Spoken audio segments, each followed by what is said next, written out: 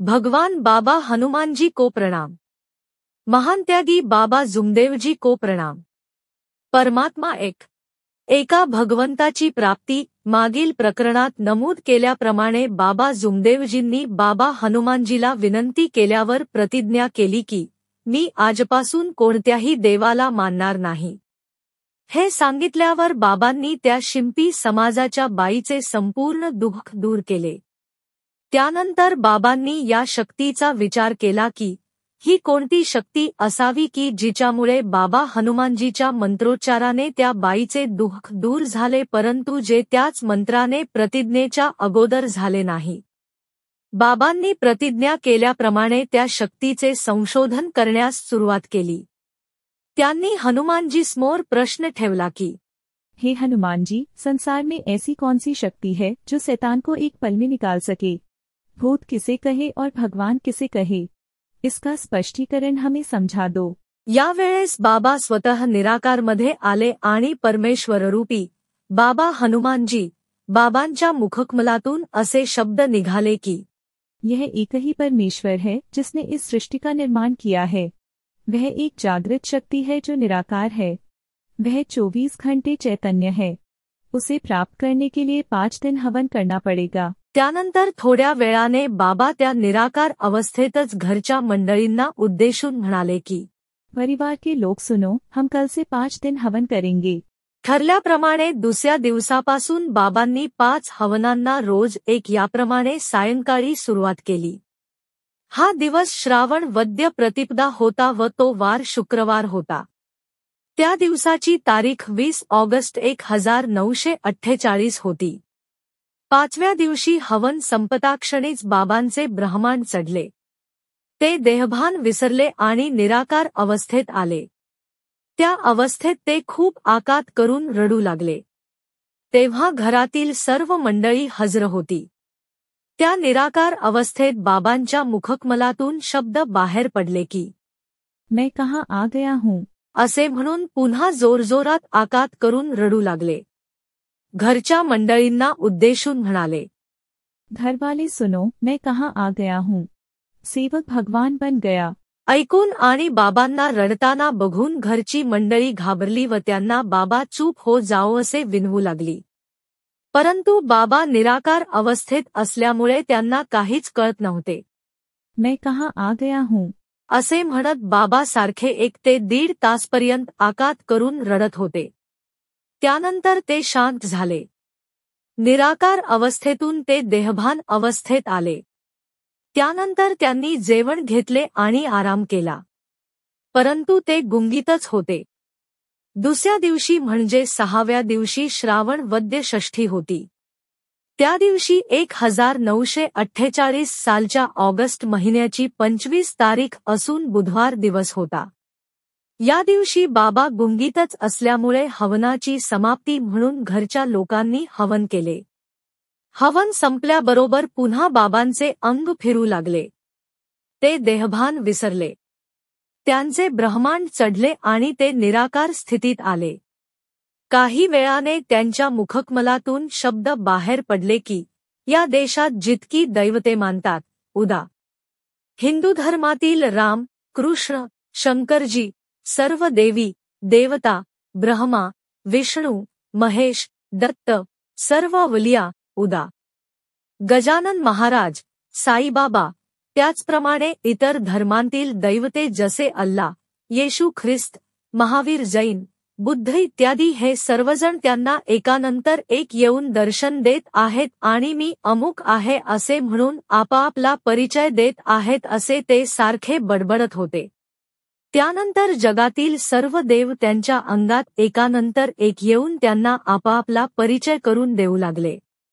यात शेषनागाने पण आपला परिचय दिला। ही क्रिया खूप वेळपर्यंत सुरू होती।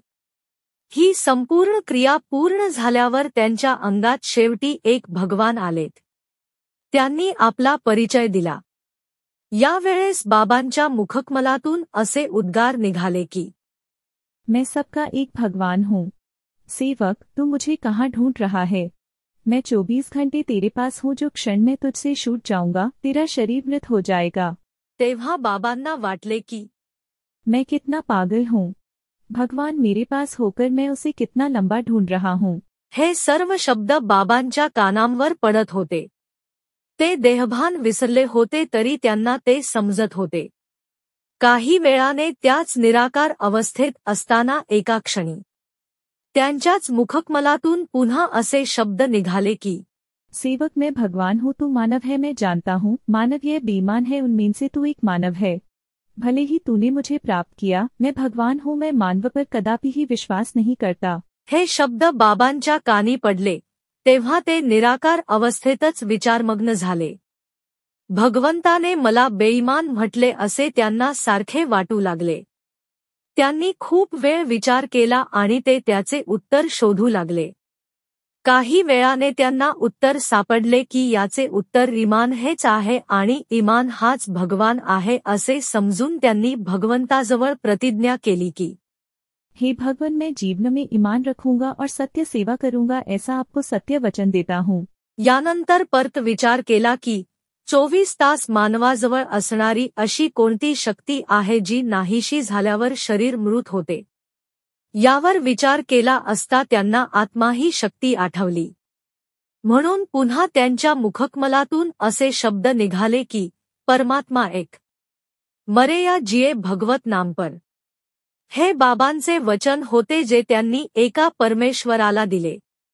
पुन्हा थोड्या वेळाने बाबांच्याच मुखकमलातून असे शब्द बाहेर निघाले की, दुःखदारी दूर करते हुए उद्धार, इच्छा अनुसार भोजन. हे 2 वचन परमेश्वराने बाबांना दिले असे त्यांना वाटले. थोडा वेळ शांत राहून त्या निराकार अवस्थेतच त्यांनी घरच्या मंडळींना उद्देशून म्हटले की, परिवार के लोग सुनो, इस परिवार के लोग सारी पूजा बंद करके एक ही भगवान को माने। असा आदेश त्यांनी दिला. त्यानंतर घरच्या मंडळींनी बाबांना आश्वासन दिले की, बाबा, आज से हम एक ही भगवान को मानेंगे। त्यानंतर बाबांची निराकार अवस्था, ब्रह्मांड अवस्था संपली. पण ते निराकार अवस्थेतच होते. तेव्हापासूनच घरचे लोक एकाच भगवंताला मानू लागले. सर्व देवांची पूजा करणे त्यांनी बंद केले. त्यांनी देवळात जाणे बंद केले. अशा प्रकारे बाबांनी एका भगवंताची प्राप्ती केली. तो दिवस श्रावण वद्य षष्ठीचा असल्यामुळे प्रत्येक वर्षी त्या दिवशी सर्व सेवक एका भगवंताचा प्रगट दिन म्हणून आपापल्या घरी हवनकार्य करून तो दिवस साजरा करतात. याशिवाय मानवधर्माचा तो सर्वात मोठा सण आहे असे समजतात. त्या दिवसापासून बाबा जुमदेवजी यांना बाबा हनुमानजी यांनी ख्या अर्थाने एका परमेश्वराची ओळख करून दिली. तेव्हापासून बाबा जुमदेवजी बाबा हनुमानजी यांना भगवंत मानता आपले गुरु मानू लागले. सृष्टिनिर्मात्या परमेश्वराचे प्रतीक म्हणून कसलीही खूण नाही. कोणत्याही धर्माप्रमाणे परमेश्वराचे काहीतरी प्रतीक असणे आवश्यक आहे.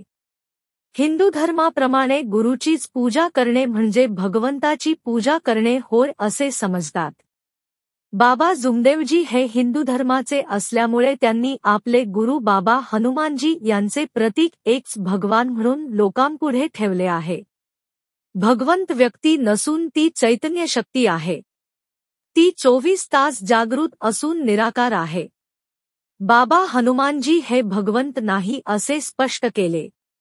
या मार्गात हवनाला महत्त्व आहे. परंतु मानवाचे लक्ष भगवंताकडे असावे म्हणून हवन करताना किंवा दररोज पूजा करताना बाबा हनुमानजींचे प्रतीक ठेवले आहे. जेणेकरून मानवाच्या मनात भगवंताविषयी जागृती निर्माण होईल आणि सदोदित मानव भगवंताचे मनन करील. बाबा हनुमानजींनी बाबा जुमदेवजींना अनेक देवदेवतांची ओळख करून दिली हे आपण वर पाहिले आहे. त्या सर्वांनी या पृथ्वीतलावर जन्म घेतलेला आहे. त्यांनी भगवंताला प्रिय असणारे कार्य केले आहे. म्हणून ते परमेश्वर या नावाने प्रसिद्ध झाले आणि या जगातील भाबडी जनता त्यांना परमेश्वर मानून पूजा करू लागली. परंतु ते परमेश्वर नव्हते तर मानवच होते. म्हणून जनतेने त्यांच्यासारखेच कार्य करावे. त्यांना परमेश्वर म्हणून पूजू नये. कारण परमेश्वर हा एकच आहे, जो सृष्टीचा निर्माता आणि जगाचा विधाता आहे. भगवान बाबा हनुमान जी की जय। महान त्यागी बाबा जुमदेव जी की जय। परमात्मा एक, सत्य, मर्यादा, प्रेम कायम करने वाले, अनेक वाइट व्यसन बंद करने वाले, मानव धर्म की जय।